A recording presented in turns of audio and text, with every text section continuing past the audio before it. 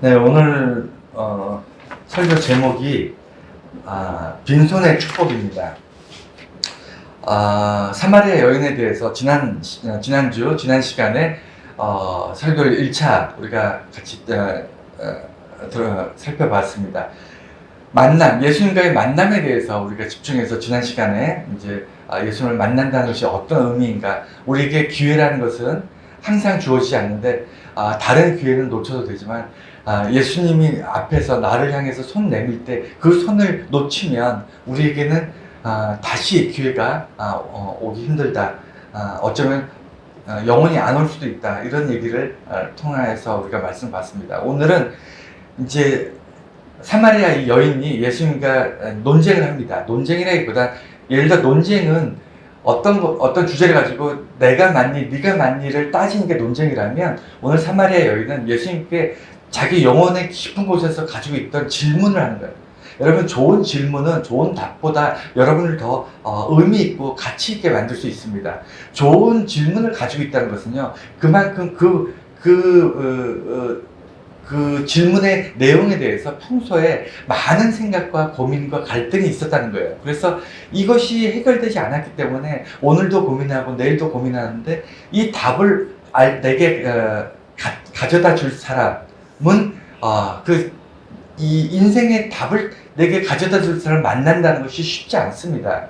그래서 이 여인이 예수님을 만났을 때 당신은 선지자 같습니다 라고 얘기하면서, 선지자이기 때문에 그가 평소에 가지고 있었던 질문들을 막 쏟아내는 거예요. 여기에 대해서 예수님께서 답변을 하시는데, 놀랍게도 단순히 선생과 아니면 어떤 학생의 어떤 그런 관계, 뭔가 질문하는 사람, 가르쳐주는 사람, 묻는 사람, 가르쳐주는 사람의 어떤 관계에서 갑자기 예수님께서 그리스도에 대한 이야기를 하시면서 너가 오늘 구원받았다라는 것을 선포하게 됩니다. 여러분, 사마리아 여인 이 이야기는 너무 유명하니까 어떤 내용으로 우리가 기록되어 있다, 이것을 다 이렇게 꼼꼼하게 다시 설명할 필요는 없을 것 같아요. 그렇기 때문에 오늘은 이 시간에 이 의미, 사마리아 여인이 예수님과 만나서 나눴던 이 대화들과 이 사마리아 여인의 의미, 그리고 예수님께서 왜 이 여인과 이런 이야기를 나누는지, 이것을 좀 더 깊이 있게 보려고 합니다. 아마도 여러분 이 사마리아 여인에 대한 설교는 여러 번 들어보셨겠지만, 오늘은 새롭게 다시 한번 보겠습니다. 먼저 제일 첫 번째 들어갈 것이 그 오해를 풀어야 돼요. 어떤 거냐면, 사마리아 우물가에 있는 여인이 좀 음탕하거나 아니면 무슨 우리가 일반적으로 알고 있기는 약간 매력적이고 좀 뭐랄까, 좀 사람들에게 좀 화류계랄까, 어떤 그런 여성인 것처럼 젊고 아리답고 그런 여성인 이미지로 이렇게 많이 그려져 있습니다. 그렇지 않나요? 저도 어릴 때부터 이렇게 성경 사파나 이런 거 보면, 사마리아 여인은 굉장히 젊고 매력적이고 많은 남성들을 유혹하고 이런 분으로, 이런 여인으로 이렇게 그림이 그려져 있는 경우가 많아서 여러분들도 그렇게 이해하기가 쉬운데, 제 생각엔 그렇지 않아요. 제 생각엔 성경에 정확하게 나와 있지는 않습니다. 나이가 어떻게 되고 어디 살고 이름이 무엇이고 이런 사마리아 여인에 대한 정보가 정확하진 않지만, 제가 유추해 보건대 이 사마리아 여인은 거의 노인입니다. 할머니예요. 할머니일 가능성이 높습니다. 여기서 왜 그렇게 얘기하냐면, 다섯 번의 남편이 있었다고 얘기를 하잖아요. 여러분, 만약에 여러 남자들과 함께 부부 생활을 하고 있었다, 이게 그 당시에 가능했을까요? 말도 안 되는, 택도 없는 얘기입니다. 마을에 몇 명 살지도 않는 조그만 마을에서 이 남자 저 남자는 같이 동거하면서 또는 무슨 불륜을 저지르면서 이렇게 살 수 있을 거라고 생각하십니까? 말도 안 되는 얘기입니다. 현대 사회는 그게 어떻게 가능할지 모르겠지만, 고대 근동이나 이런 옛날에서는 이게 말도 안 되는 얘기고요. 그렇기 때문에 5명의 남편이 있었다, 예수님께서 이렇게 얘기하실 때는 5번의 남자들에게 버림받았다라고 보는 게 맞아요. 그러니까 처음에 고대 근동은요, 다처제입니다. 일부 다처제이기 때문에 한 명의 남자가 여러 명의 부인을 거느릴 수 있어요. 그게 전통입니다. 그게 법적으로도 그렇고 전통적으로도 그게 가능해요. 물론 남자들의 어떤 재력적인 문제나 이런 것들의 차이가 있겠지만 여러 명의 여러 명의 여자를 거느리고 살 수 있었습니다. 이게 합법적이었어요. 그래서 결혼을 해서 살다가도 예를 들어 그렇습니다. 뭐 다 그렇진 않았겠지만 굉장히 많은 왕왕 어떤 일이 있었냐면 여러 명의 여자를 데리고 살고 있다가 집안 형편이 어려워져서 아니면 가족들 다 부양할 아이들도 많고 부인도 많고 하니까 다 부양할 만한 능력이 안 되니까 부인을 버리거나 아니면 나이를 먹고 부인들이 이제 결혼을 해서 시간이 오래되니까 나이를 먹으면 버리고 자기가 부양할 수 있는 게 한계가 있으니까 나이 많이 먹고 힘없고 이런 부인들 버리고 젊고 힘있고 가정 일도 잘하고 밭에 나가서 일도 잘할 수 있는 그런 튼튼하고 좀 젊고 그런 여인을 다시 결혼하고 이런 일들이 왕왕 있었어요. 이게 풍속이었어요, 당시에. 지금도 그런 풍속들이 있습니다. 여러분 아시다시피 어디죠? 저쪽에 모슬렘 쪽이나 이런 데 일부 다처제가 합법화되어 있는 데는 이혼과 뭐 이런 것들이 재혼이 아니라 이혼과 뭐 이런 것들이 아주 흔합니다. 고대는 더 심했어요. 그래서 5명의 남편이 있었다는 것은 최소한 5명으로부터 결혼 생활이 버림받은 거예요. 그러니까 결혼 생활을 결혼하지 않은 상태에서 누군가의 부인으로 누군가를 남편으로 얘기할 수 없잖아요. 그러니까 5번을 배신을 당한 건데 버려진 건데 이 여인에게는 왜 버려졌을까요? 이게 이제 늙고 힘이 없고 뭔가 노동력에 한계가 있기 때문에 버려졌을 가능성이 높아요. 그래서 제가 볼 때는 이게 뭐 정확하지는 않습니다. 어디 기록되어 있는 것도 아니고 일반적으로 이 여인이 굉장히 음행하고 나쁘고 어떤 성품이 그런 여인이었는데 예수님 만나서 백과천선했다. 이렇게 저도 오랫동안 설교를 들었는데 제가 볼 때는 이분은 불쌍하고 가난한 사람이에요. 과부보다 더 불쌍한 사람. 과부는 지역 주민들이라도 그 과부를 먹여 살리려고 하지만 이 여인은 누군가 밑에 들어가지 않으면 살아갈 수 없는 처지에 있는 사람입니다. 모든 사람들이 손가락질하고 비난하고 속된 말로 혐오하는 삶을 살면서도 그렇게 살지 않으면 살아갈 수 없기 때문에 그런 삶을 선택해서 살아가는 그런 여인이었어요. 우리나라 표현으로는 기구하는 운명? 이런 표현들이 있잖아요. 참, 이 사람 인생 참 기구하다. 이런 얘기 하지 않습니까? 이 여인이 저는 딱 기구한 인생이에요. 참 불쌍하고 안타깝고. 이 여인을 만나러 예수님께서 오셨습니다. 자, 그래서 5번 버려졌다는 것을 기억하셔야 됩니다. 5명과 동시에 불륜을 저질렀다. 이런 말도 안 되는 생각은 아예 하지 마시고 계속 누군가에게 버려지고 있다. 근데 왜 버려졌음에도 계속 결혼을 할까요? 왜 한 번 버려졌는데 2번째 결혼을 하고 2번째 버려졌는데 왜 3번째 결혼을 해야만 했을까요? 왜 그랬을까요? 당시 문화를 보면 압니다. 여러분, 지금은 여성들이 먹고 살 수 있어요. 일할 수 있습니다. 일자리도 많고 나가면 혼자서도 얼마든지 살 수 있고 독신으로 사시는 분들도 많습니다. 그리고 요새 추세가 젊은 세대들도 굳이 결혼하지 않아도 각자 생활이 다 되니까 그냥 결혼을 안 하려고 하는 그런 추세입니다. 근데 고대 근동에는 여자가 할 수 있는 일이 거의 없었어요. 거의 없었습니다. 누가 자기 밭에, 예를 들어 부모가 엄청난 부자란 모를까, 누군가 밭에 가서 다 노동력이잖아요. 고대 근동의 대부분은 노동력입니다. 그 노동력을 똑같은 노동을 해야 되는데 남자를 쓰겠습니까? 여자를 쓰겠습니까? 당연히 힘세고 젊은 남자들을 쓰잖아요. 그러니까 여성들은 일을 갖고 먹고 살고 싶어도 할 수 있는 일도 없었고 누가 일을 시켜주고 돈을 주는 사람도 없었습니다. 그렇기 때문에 과부와 고아들이 사회적 문제였어요. 과부와 고아는요, 길바닥에서 굶어 죽습니다. 그게 사회 시스템. 일부러 사람들이 굶어 죽이는 거가 아니라 일을 할 수도 없고 누군가 보호해 주지도 않고 집도 없고 그 다음에 먹을 것도 없고 그러니까 길바닥 아니면 동굴 이런 데 배회하다가 굶어 죽는 거예요. 그게 당연한 일이었습니다.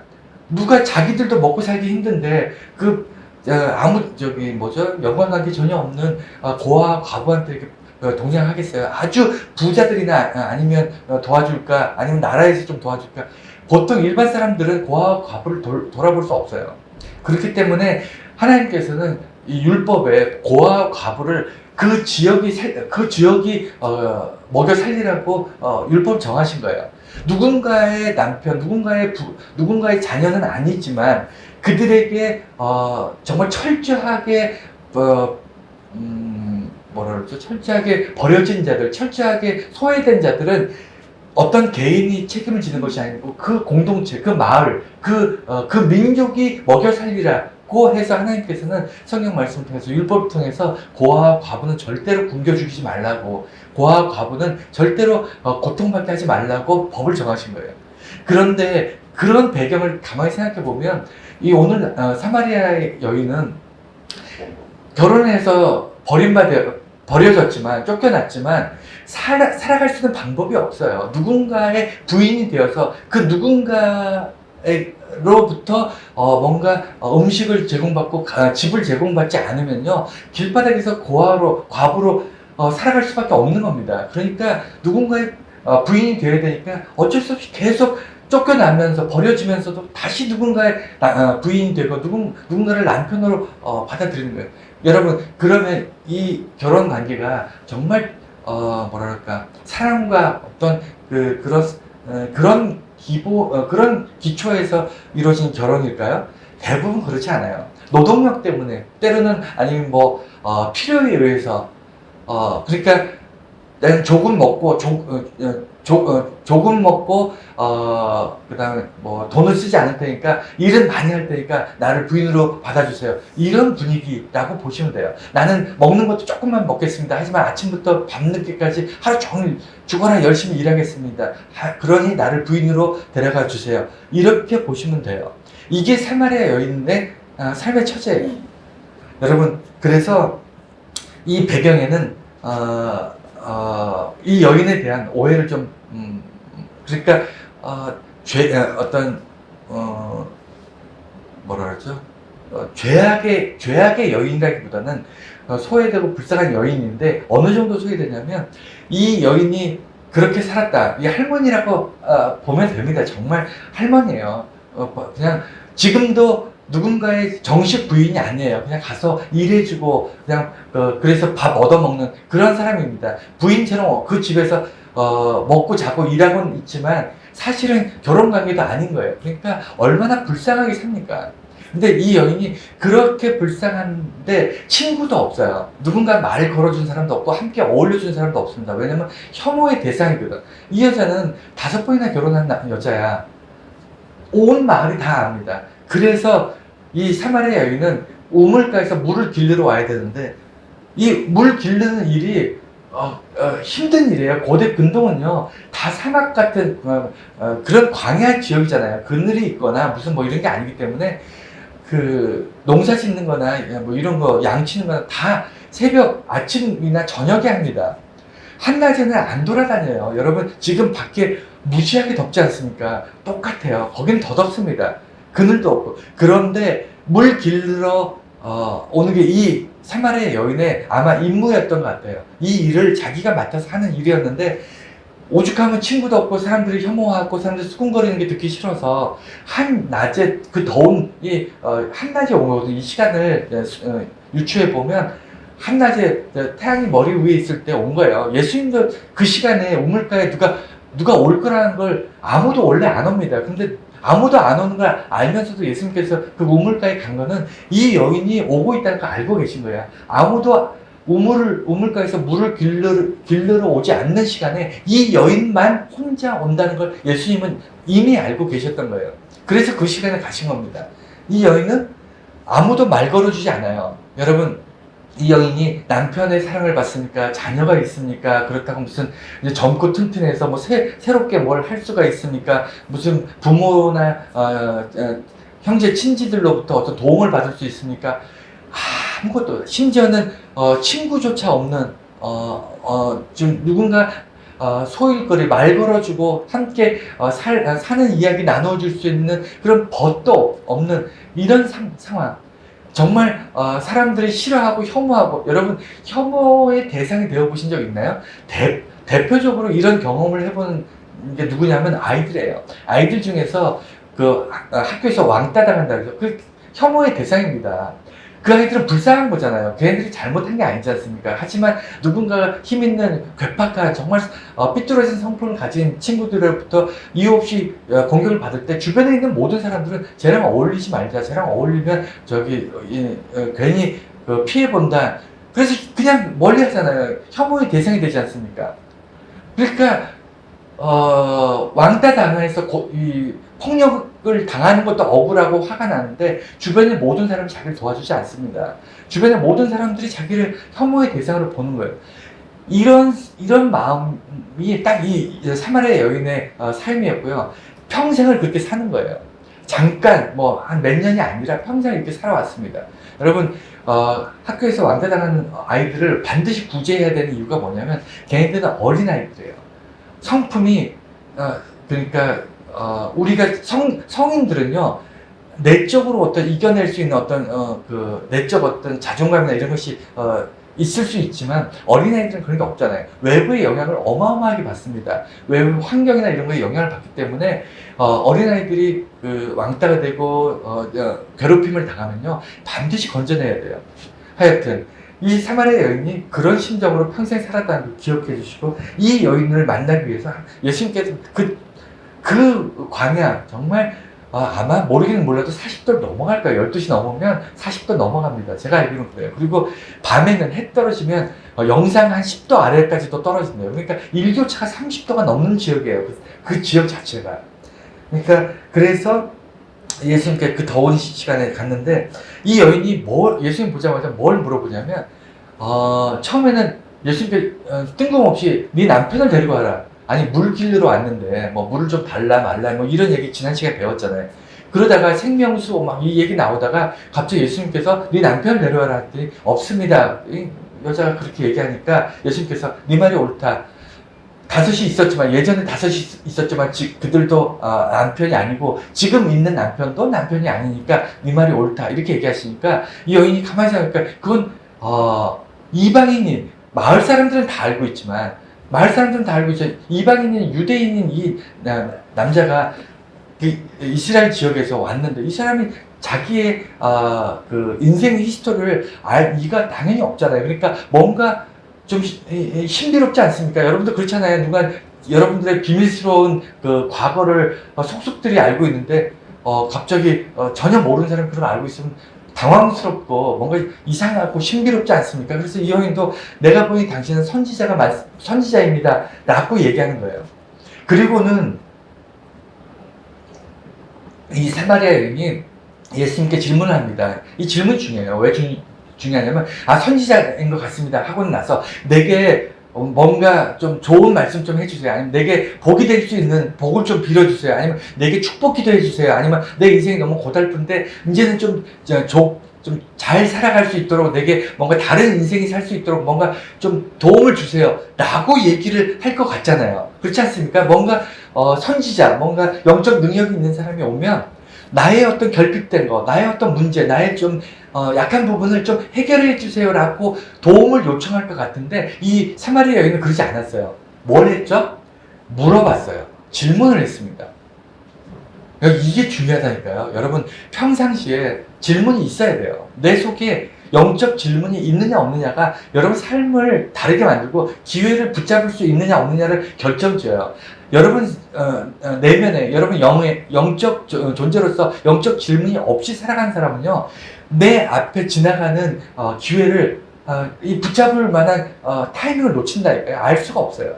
어쨌든 이 여인은 평상시에 질문이 있었습니다. 이 질문 때문에 선지자인 것처럼 보이는 예수님을 향해서 대뜸 질문을 하는데 뭐냐면 예배에 대해서 질문하는 거예요. 놀랐습니다. 왜냐면 이 여인이 무슨 목사님도 아니잖아요. 무슨 대제사장도 아니고 사람들 앞에 무슨 예배를 통해서 예배에 대해서 가르쳐야 되는 어떤 그런 사람? 아니면 예배에 대해서 뭔가 사람들한테 영향을 미쳐야 될 사람? 아무것도 아니에요. 이 여인은 그냥 예배에 대해서 질문이 있었던 겁니다. 그 어떠한 그 자기가 학술적으로 아니면 사회적으로 아니면 종교적으로 예배에 대해서 무엇인가 질문을 가지고 있을 이유가 없는 사람인데 이 여자에게는 유일한 질문이 가장 중요한 질문이 예배였어요. 왜 그랬을까요? 이 여자가 신실해서 그랬을까요? 전혀 아닙니다. 아까도 말씀드렸듯이 이 여인에게는 이 할머니에게는 낙이 없어요. 삶의 의미가 없습니다. 그렇지 않나요? 하루하루 먹고 살기 위해서 사람들 손가락질 받는 거 다 알면서도 누군가의 나를 사랑하지도 않는 누군가의 집에 들어가서 내가 열심히 일해서 일할 테니까 먹여만 주세요. 재워만 주세요. 이렇게 살아가는 처지인 이 여인, 어떻게 보면 가장 불쌍하고 가장 정말 약자일 수밖에 없는 이 여인이 삶에 아무 낙이 없는데 이 여인에게 딱 하나 낙이 있다니까요. 그게 뭐였죠? 하나님 앞에 나가서 예배드린 낙이 있었어요. 그러니까 자기 관심은 오직 예배밖에 없는 겁니다. 그래서 그 예배에 대해서 질문하는 거예요. 내가 돈을 번다고 부자가 됩니까? 무슨 다시 젊어질 수 있습니까? 내가 열심히 한다고 남편의 사랑을 받을 수 있습니까? 아무 희망이 없는, 내일에 대한 아무 희망이 없는 삶이 너무 고통스럽고 너무 뭐라 그럴까요? 너무 슬픈 인생을 살아온 이 여인에게 유일한 그 희망이자 유일한 낙이자 유일한 어떤 꿈이 있다면 내 예배를 통해서 하나님과 관계가 늘 내가 하나님 앞에 예배 드렸으니까 하나님께서 나를 기억해 주셨으면 좋겠다. 내가 늘 그래도 예배 드리는 것이 제일 나한테는 행복한 일이야. 내가 밭에 나가서 열심히 일도 해야 되지만 그래도 짬짬이 시간 쪼개서 하나님 앞에 나서 예배 드리고 하나님께 기도하고 하나님께 드리는 이것이 내 인생에서 가장 소중한 거다. 내 가치 있는 거다. 이게 가장 내가 재미있고 의미 있고 정말 소중한 거다. 이렇게 생각하고 있었기 때문에 예배를 질문한 거예요. 근데 왜 질문을 했을까요? 왜 질문했을까요? 이인에게는 의문이 있었어요. 뭐냐면 내가 예배를 잘못 드리고 있으면 어떡하나 라는 의문이 있었던 거예요. 그건 사회적 분위기입니다. 예배를 드리는 순수한 마음이 있어서 열심히 예배를 드리고 있는데 일반적으로 사마리아 지역의 사람들, 주변 사람들은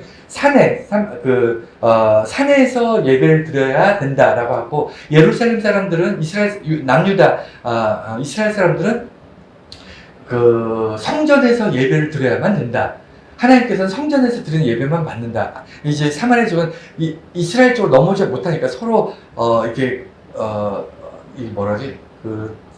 같은 민족이었지만 서로 적대적인 관계에 있으니까 넘어오지 못해요. 서로 이쪽에서 저쪽으로 넘어가서 예배드리지 못하니까 어쩔 수 없기 차선으로 산에서 사마리아 지역에 있는 북이스라엘 사람들은 사마리아에 있는 그 산에서 예배를 드리고 남유다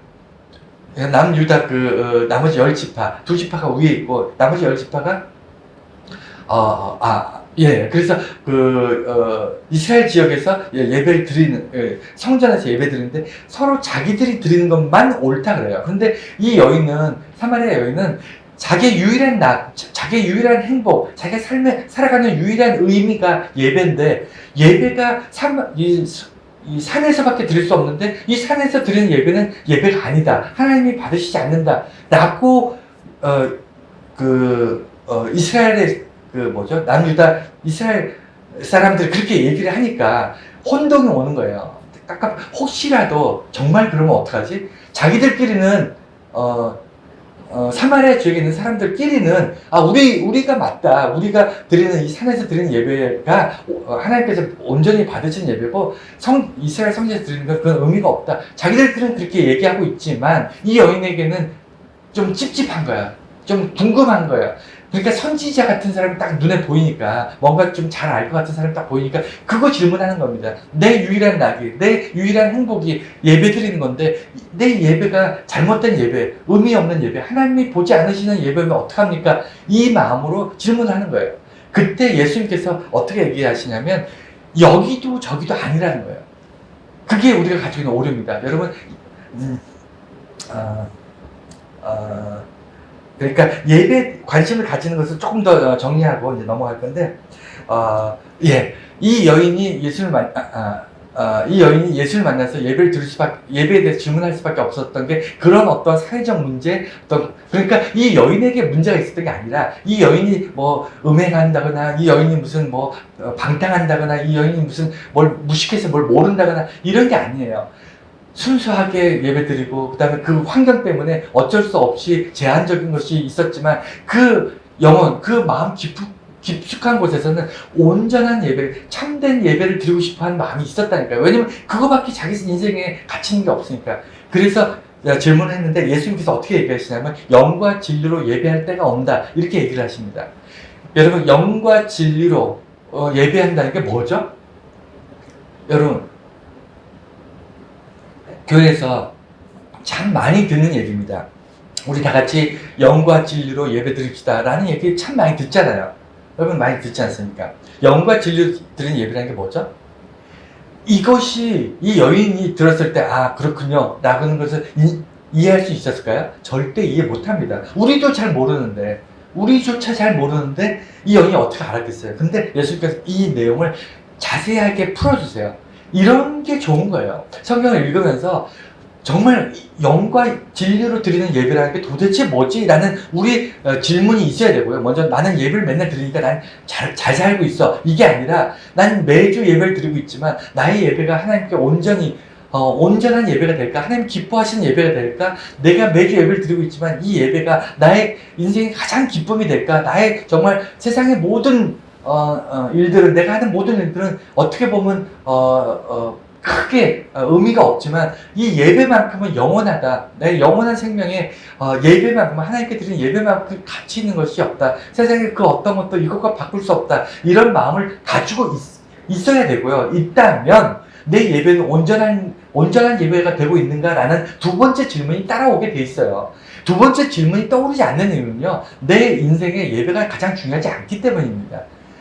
돈을 벌고 출세하는 것이 더 중요한 사람은요, 교회도 수단이 될 수 있어요. 나의 출세의 수단, 나의 돈벌이의 수단, 나의 어떤 목적을 이루는, 나의 어떤 하나님께 막 빌어서 안 되는 것을 되게 해달라는 그런 어떤 기복적인 목적을 가지고 오는 그런 수단이 될 수 있어요. 하지만 내 인생 제1의 가치일 때, 최고의 가치일 때는 나머지 것들은 수단일 수 있습니다. 내가 수고하고 땀 흘려서 돈을 버는 것도 하나님의 영광을 위해서고요. 내가 건강하게 내 건강 관리하는 것도 하나님의 나라를 위해서고, 그리고 내가 사람들 섬기고 사랑하고 돕는 것도 하나님의 영광을 위해서라고 되는 거예요. 이해가 되십니까? 그래서 이 여인이 여인처럼 최고의 어떤 가치를 예배에 두는 사람은요, 두 번째, 내 예배가 온전한가에 대한 질문을 가지게 되고, 내 예배가 온전한가라는 질문을 가진 사람은요, 예수님께서 말씀하신 너희가 영과 진리로 예배할 때가 온다라는 말씀에 대해서 집중하게 돼 있습니다. 집중해야죠. 궁금한데 예수님이 답을 주셨으니까.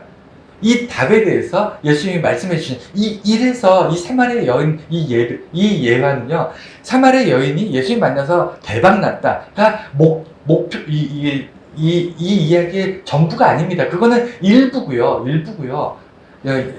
사마리아 여인이 예수님 만나서 구원받았다. 이건 일부고, 여기 조목조목 세세하게 안에 들어가 있는 너무나도 주옥 같은 말씀들 통해서 오늘날 우리가 그 예배란 이런 거구나 하는 걸 깨닫게 되고 배우게 되는 거예요. 예수님께서 어떻게 얘기하시냐면 영으로 예배한다. 영이라는 것은 뭐냐면 우리가 그러니까 먼저 예배에 대해서 먼저 얘기하고 영을 얘기할 텐데, 예배에 대해서 우리는 장소나 어떤 분위기, 어떤 예배의 형식 이런 걸 중요시합니다. 뭔가 빼먹으면 예배의 장소 이런 의리의리한 건물에서 예배 드리면 하나님 기뻐하실 것 같고, 그 다음에 막 몇천 명, 몇만 명, 그리고 찬양대가 몇천 명씩 찬양하면 하나님 기뻐 받으실 것 같고, 이런 착각을 하시면 안 돼요. 이거는 우리들이 좋은 겁니다. 하나님이 좋으신 건요, 거기에 모이는 한 사람 한 사람이 좋으신 거고, 우리가 모여서 함께 예배하고 함께 어울려서 하는 모든 일들은 거기에 모여서 예배드리는 사람들끼리 좋은 거예요. 이렇게 함께 어울려서 힘있게 예배하는 것 그 자체가 좋은 겁니다. 하나님이 기뻐 받으시는 예배는요, 우리가 하나님 앞에서 어떻게 예배드리느냐가 중요한 거지, 어느 장소에서 얼마나 많은 사람이 어떤 시스템과 어떤 프로그램과 이런 걸로 이런 걸로 어떤 설교가 나오고 어떤 찬양이 나오고 어떤 분위기가 되고 어떤 프로젝트를 띄워서 어떻게 하고 이런 보여지는 것이 하나님께 영광 돌리는 게 아니라니까. 보여지는 모든 것은 예배드리는 인간들을 위해서 있는 겁니다. 예배드린 장소도, 예배드린 순서도, 예배드리는 모든 도구와 이런 것도 예배드리는 우리들을 위해서 돕기 위해서 있는 거고, 하나님께 영광 돌리는 거는 우리의 진정된 마음인데, 그 진정된 마음이 어떤 마음이냐, 그게 하나님이 들으시고 받으시는 거는 영이라는 겁니다. 영이 뭐냐면 푸뉴마, 그러니까 히브리어로 푸뉴마인데, 이게 뭐냐면 하나님께서 최초로 인간을 흙으로 지으셨잖아요. 흙으로 지으셔서 그 코에 생기를 부어 넣으셨습니다. 그 생기가 푸뉴마예요. 영이에요. 하나님이 인간에게 주신 거, 하나님이 내게 주신 걸로 예배드리는 겁니다. 이해가 되셨나요? 내 노력과 내 방법과 내 어떤 경험과 내 기술과 내 어떤 훈련과 나의 뭐 이런 것들로 예배드리는 게 아니고요. 하나님이 들으시는 예배는 하나님이 주신 걸로 드리는 거예요. 하나님이 내게 부으신 거. 그 부으신 게 뭐죠? 영은 뭐죠? 우리 건강인가요? 아니면 무슨 재력인가요? 아니면 우리 뭐 어떤 뭐죠? 재능? 아니면 탤런트? 아니면 뭐 하나님이 우리에게 주신 게 뭔가요? 하나님 주신 영은 뭔가요? 세상에 없는 거, 우리에게만 주신 게 뭐죠? 네? 하나님을 하나님으로 분별할 수 있는 능력이 영입니다. 동물은 하나님을 분별할 수 없어요. 세상의 모든 피조물, 하나님이 세상의 모든 것을 창조하셨잖아요. 인간만 창조한 게 아니라 모든 것을 창조했지만 그 창조 중에 오직 인간에게만 영을 불어넣으셨는데, 그 영을 불어넣은 순간 어떻게 됐죠? 하나님을 알아보는 거예요. 하나님이 어떤 분인지 아는 겁니다. 내가 누군지 알아요. 내가 하나님의 피조물인 걸 아는 겁니다. 이해가 되셨습니까? 그것으로 하나님을 예배하는 거예요. 동물도 서로 사랑하고, 그 다음에 번성하고, 그 다음에 행복하게 살고, 동물들도 다 살아요. 그렇지 않습니까? 온 지구에 충만한 동식물들이 다 제각각 아름답게 잘 살아갑니다. 인간들도 그렇게 따져보면 동물이랑 매 한 가지잖아요. 다 똑같이 잘 살아가요. 그런데 인간에게만 있는 게 뭐냐면 하나님에 대한 열망이 있는 거예요. 하나님이 누군지를 아는, 그리고 하나님의 피조물, 내가 어떤 존재인지, 그리고 내가 하나님으로부터 하나님을 배신하고 하나님의 범죄에서 하나님으로부터 떨어져 나왔다는 것을 인지하고 있는 게 인간이에요. 그 모든 것이 영이 있기 때문에 가능합니다. 우리에게 영이 없다면 우리는 그냥 돼지나 마찬가지예요. 개, 돼지처럼 먹고 자고 하는 것으로 그냥 살아가는 것으로 충분합니다. 그렇지 않습니까? 우리가 영적인 것을 무슨 고민을 합니까? 그런데 하나님으로부터 주어진 것으로 하나님께 예배드리는 거예요. 이해가 되십니까? 저는 어릴 때 예배드릴 때 제일 중요한 게 뭡니까? 예배 과정에 제일 중요한 게 뭡니까? 라고 누가 질문하면 단 1초의 망설임도 없이 찬양이 제일 중요합니다라고 얘기했었어요. 그러다가 어느 정도 이제 나이를 먹고 이제 목회를 하면서 목사가 되고 설교를 하고 하면서 바뀌더라고요. 어느 순간 예배에서 제일 중요한 게 뭡니까? 그러니까 설교입니다라고 얘기를 하기 시작했어요. 그러다가 이제는 이제 좀 나이가 조금 더 많이 먹고 이제 그러니까 이제는 모임입니다. 예배는 모이는 것이 중요합니다. 이런 마음이 들기 시작하더라고요. 여러분, 어느 것이 맞고 틀린 거에 문제가 아니고 우리가 예배 드리는 것의 핵심은 내가 보여주는 것이 아니었어요. 찬양도 아니었고 설교도 아니었고 모임도 아니었어요. 그것은 예배에서 가장 중요한 것은 내 영의 고백이 하나님께로 전달이 되고 있느냐, 이게 가장 중요한 거였어요. 하나님이 듣고자 하는, 하나님께서 귀를 열고 지금 듣고자 하실 때 내가 지금 내 영으로 고백하고 있는가, 내 영이 하나님을 향해 부르짖고 있는가, 소리 지르고 있는가, 이것이 가장 중요한 것이었어요. 그래서 하나님이 주신 영, 이것으로 예배할 때가 온다. 그리고 두 번째로 중요한 것이 뭐냐면 이것이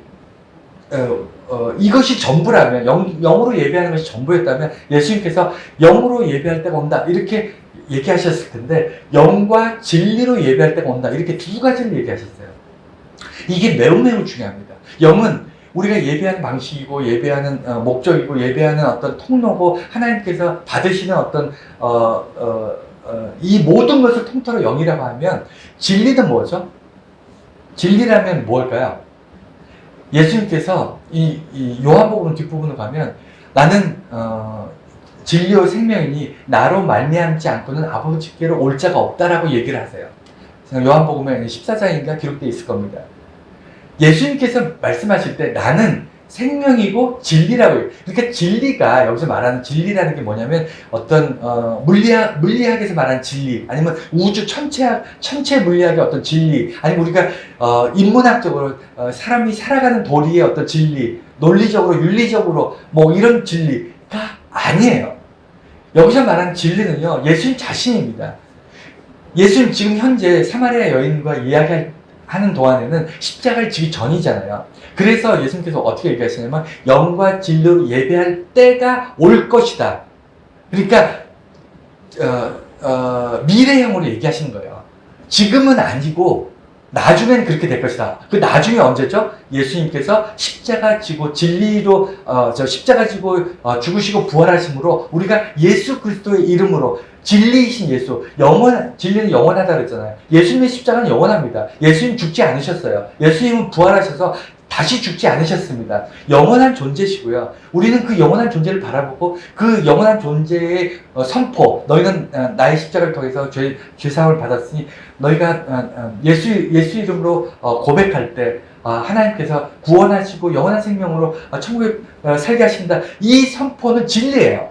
영원히 변하지 않아요. 그건데 그 선포가 언제 일어나냐면 십자가 이후잖아요. 그러니까 예수님께서 사마리아 여인한테 이렇게 얘기하신 거예요. 너희가 영과 진리로 예배할 때가 곧 온다. 때가 이제 온다. 언제? 내가 십자가 지고 나서, 부활하고 나서, 그리고 구원을 선포하고 나서, 그때부터는 모든 사람이 예수의 이름으로 하나님께 영적 예배를 드린 때가 온다. 그게 지금이에요. 우리가 누리고 있는 겁니다. 엄청난 축복을 누리는 거예요. 엄청난 축복을 우리가 누리고 있는 겁니다. 이해가 되셨나요? 그 말씀을 사마리아 여인에게 좀 해주신 거예요. 우리가 살면서 이것만큼 중요한 게 있습니까? 살면서 우리가 그리스도인이라고 해서 예배드리고 그 다음에 교회 생활하고 매주 이렇게 모이는데 내가 어떻게 예배드리는 것이 옳은 참된 예배이고 이 예배가 지금 온전한 예배인가, 그리고 이 예배를 통해서 내 인생에 가장 가치 있는 삶을 살고 있는가 라는 것을 여러분 평상시에 이 안에 있어야 될 거 아니에요. 이 안에 뜨겁게 그걸 자리 잡고 있어야 될 거 아닙니까? 이 안에 뜨겁게 자리 잡고 있을 때 여러분의 삶이 달라질 거야, 안 달라질 거야? 당연히 달라지죠. 당연히 달라지죠. 삶의 가치가 다른데 한 번의 예배에 내 인생의 그 어떤 것과 비교할 수 없는, 바꿀 수 없는 기쁨과 감격이 있는데 그러면 삶이 달라지지 않겠습니까? 나머지 그 일주일의 삶이 그 예배를 통해서 이루어지는 그 기쁨과 감격으로 살아가시지 않겠습니까? 사마리아 여인은 그것이 갈급함이었고 그것이 애탄 자기 인생에 그것이 가장 애절한 그런 질문이었던 거예요. 내가 이렇게 힘들고 비참하고 정말 미래가 없는, 정말 소망 없는 삶을 사는데 그래도 예배라도 열심히 드리고 예배를 통해서 내가 꿈을 꾸는데 내가 하나님께 복 받을 거야. 하나님께서 나를 기억하실 거야. 그래서 난 예배라도 열심히 드려야지. 이렇게 살아가고 있는데 그런데 내가 예배에 실패하면, 예배가 온전하지 못하면 어떡하지? 이 마음이 예수님 만난 순간 다 해결돼요. 다 해결되고 내가 참 잘 살았구나, 앞으로도 참 잘 살아갈 수 있겠구나 하는 응답을 들은 거 아니에요. 그것도 하나님으로부터 넌 지금 잘 살고 있어, 잘 살아왔어, 앞으로도 잘 살 거야. 이 음성을 예수님 통해서 지금 귀에 지금 듣고 있잖아요. 이 여인이 지금 하늘을 구름 위를 나는 기분 아니겠습니까? 여러분들 그런 마음들이 매주 일어나야 되는데 그렇습니다. 그래서 이 여인이 그런데 그래서 영과 진리를 예배한다는 것이 이런 이야기인 것을 예수님께서 알려주시고 나니까 이 여인이 어떻게 하냐면 마지막으로 오신다고 하는 메시아가 있습니다. 갑자기 왜 메시아 얘기를 꺼낼까요? 우리 성경 이렇게 보면 메시아라는 단어가 그렇게 많이 나오지 않아요. 아주 명확하게 구세주, 나를 구원해 줄 분, 이스라엘 역사에서 기다리고 있는 분, 모든 이스라엘 사람들이 하나님께서 보내신다고 했던 그 메시아를 기다리고 있는데 이 여인이 오시겠다고 한 메시아를 우리가 기다리고 있습니다. 메시아가 오면 이 모든 것들을 우리에게 알려주실 것입니다. 라고 메시아에 대해서 질문한 거예요. 왜 그럴까요? 이 여인이 자기가 속에서 이게 느낌이 온 거예요. 느낌이 온 거예요. 자기의 영이 드디어 예수님과 근접해 있을 때 그 뭐라고 하죠? 우리 핸드폰 이렇게 가까이 가면 이렇게 무슨 데이터 넘어가고 옛날에 그런 거 있었잖아요.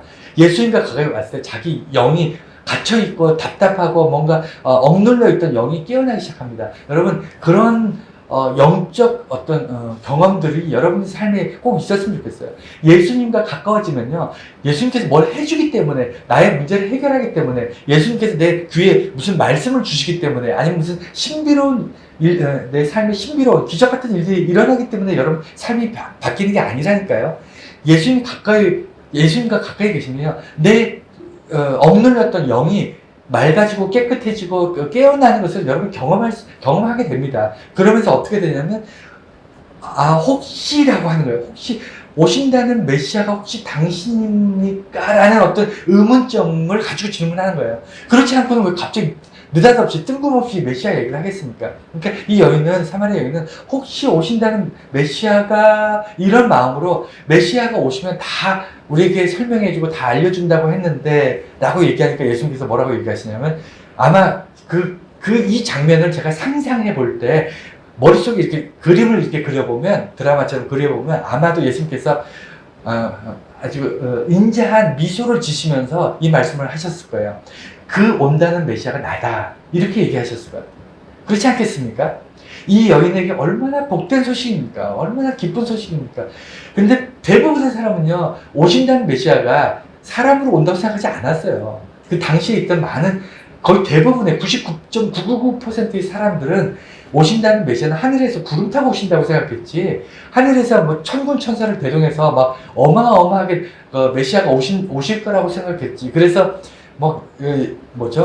로마 군인들 다 박살내고 이스라엘의 다윗 왕조 이상의 엄청난 역사를 이뤄낼 거라고 생각했지, 이렇게 그냥 평범한 청년의 모습으로 이렇게 눈앞에 떡 나타날 거라고는 아무도 상상하지 않았습니다. 그런데 그때 예수님께서 온다고 하셨던 그 메시아, 모든 것을 알려준다는 메시아가 나다라고 얘기를 하는 거예요. 그 얘기는 뭐죠? 좀 전에 내가 얘기했던 영과 진리로 하나님께 예배할 것이다 라고 말씀하셨던 그 내용은 메시아의 말씀이 되는 거예요. 그 전에는 선지자의 말씀으로 들었다면, 이제는 그 여인에게 예수님의 행적, 말씀, 그분이 이곳에 오셨던 이유, 그분이 내게 물을 달라고 했던 것, 영원한 생명의 생수가 너에게로 흘러갈 것이라고 했던 말씀들, 이런 모든 말씀들이 이제 예수님께서 온다고 했던 메시아가 바로 나다라는 그 말씀 하나에 이 모든 것이 진리가 되고 그것이 기적이 되고 그 인생의 모든 것을 바꾸는 어떤 계기가 되는 거예요. 이것을 참된 구원이라고 하는 겁니다. 거듭남이라고 하는 것이고, 이 과정이 우리 인생에서 놀라운 고백이 되는 거예요. 나는 주를 봤다. 나는 예수님의 구원의 음성을 들었다라고 고백한 것이 이겁니다. 그 전에 내가 알고 있던 모든 것들이 이제는 진리가 되는 것, 그 전에 막연하게 알고 있었던 것들, 내가 천국에 가면 영원히 산다는 걸, 이게 어떻게 믿을 수가, 믿어야만 되는데 믿어지지 않는다. 어떻게 해서 인간이 영원히 살지? 이렇게 교회 생활 하는 사람 많습니다. 그리고 구원받았다는데 뭐가 구원이 돼? 내가 지금 여전히 힘든데, 처녀가 잉태하여 아이를 낳았는데 그 아이가 예수 그리스도다. 어떻게 처녀가 잉태를 해?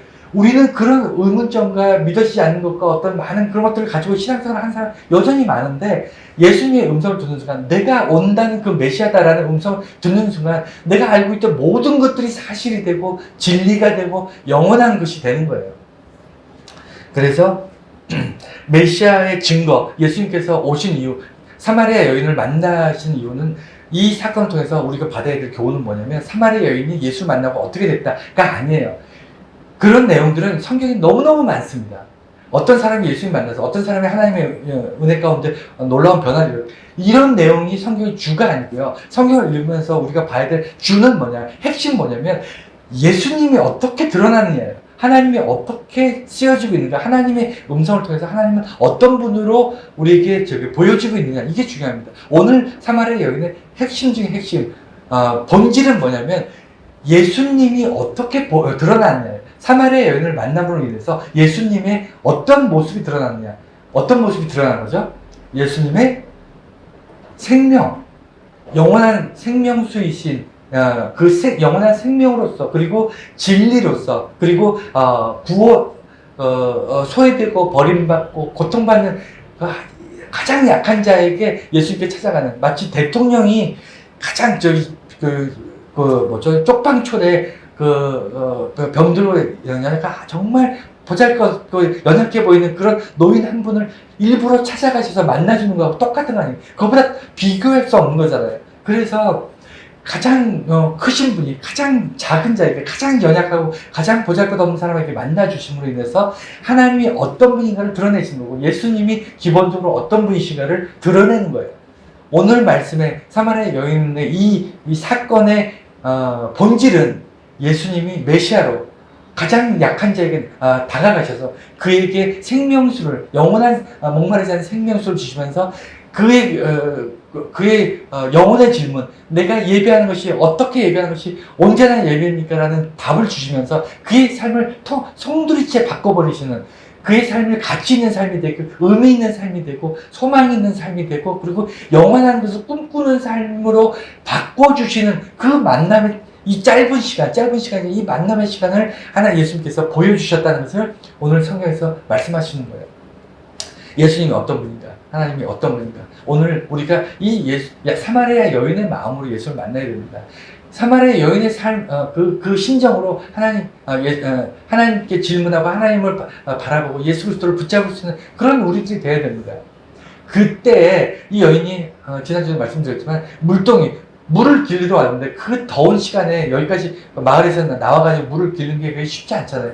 그 더운 시간에 나왔는데 물동이를 버려서, 물동이가 지금 중요하지 않아요. 마을로 뛰어가서 오시기로 하신 메시아가, 내 메시아를 봤다. 사람들이 혐오해서 말도 걸지 않고 손가락질하는 그 여인이 많은 사람들 앞에 목청껏 얘기하는 겁니다. 내가 오신다는 메시아를 만났다. 우리 우물가에 가서 보자. 함께 만나자. 이렇게 얘기하잖아요.